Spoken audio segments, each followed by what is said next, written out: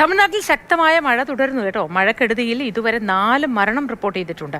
കടലൂരിൽ ദമ്പതികൾ ഉൾപ്പെടെ 3 പേരും തൂത്തുക്കുടിയിൽ ഒരാളുമാണ് മരിച്ചത്. ആൻഡമാൻ തീരത്ത് രൂപം കൊണ്ട പുതിയ ന്യൂനമർദ്ദം 24 മണിക്കൂറിനുള്ളിൽ തീവ്ര ന്യൂനമർദ്ദമാക്കി.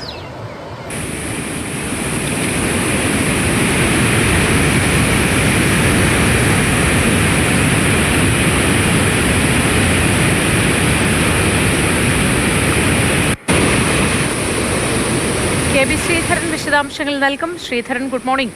ഈ ന്യൂനമർദ്ദം തീവ്ര ന്യൂനമർദ്ദമാകുന്നതോടെ മഴക്കെടുതിയും രൂക്ഷമാകില്ലേ? മുന്നൊരുക്കങ്ങൾ എന്തൊക്കെയാണ്? ഏതായാലും തമിഴ്നാട്ടിൽ കഴിഞ്ഞ 2 ദിവസമായി നല്ല ശക്തമായിട്ടുള്ള മഴയാണ്. പ്രത്യേകിച്ച് തെക്കൻ തമിഴ്നാടിന്റെ പ്രദേശങ്ങളിൽ തിരുനെൽവേലി ഉൾപ്പെടെയുള്ള ഭാഗങ്ങളിലൊക്കെ വലിയ ശക്തമായിട്ടുള്ള മഴയുണ്ട്.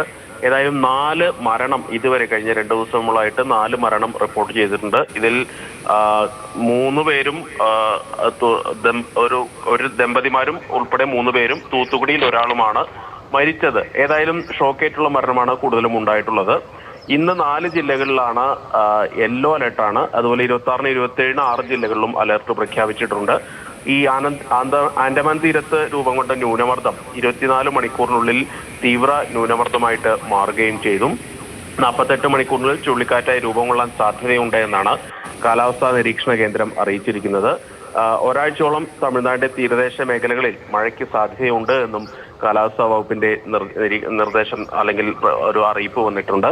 നിലവിലേതായാലും ശക്തമായിട്ടുള്ള ജാഗ്രത എല്ലായിടത്തുമുണ്ട്. മഴ ശക്തമാണ്. പക്ഷേ കൃഷിഭൂമി നിരവധി ഏക്കറുകളിൽ അനവധി സ്ഥലങ്ങളിൽ കൃഷിഭൂമിയെല്ലാം വെള്ളത്തിനടിയിലായിട്ടുണ്ട്. കൃഷിനാശം ഉണ്ടായിട്ടുണ്ട്.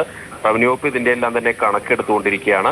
നിലവിലേതായാലും മഴ തുടരുന്നുണ്ട് തമിഴ്നാടിന്റെ വിവിധ ഭാഗങ്ങളിൽ. അത് ഏറ്റവും പ്രധാനം ഈ തെക്കൻ പ്രദേശങ്ങളിലാണ്, തെക്കൻ തമിഴ്നാടിന്റെ ഭാഗങ്ങളിലാണ് മഴ ശക്തമായി കൊണ്ടിരിക്കുന്നത്. ശരി, കെ.ബി. ശ്രീധരനാണ് വിശദവിവരങ്ങൾ പങ്കുവച്ചത്.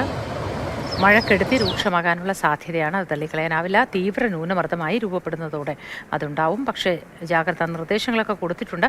പൊതുജനങ്ങൾ അതനുസരിച്ച് തന്നെ മുന്നോട്ട് പോകുമെന്ന് കരുതാം.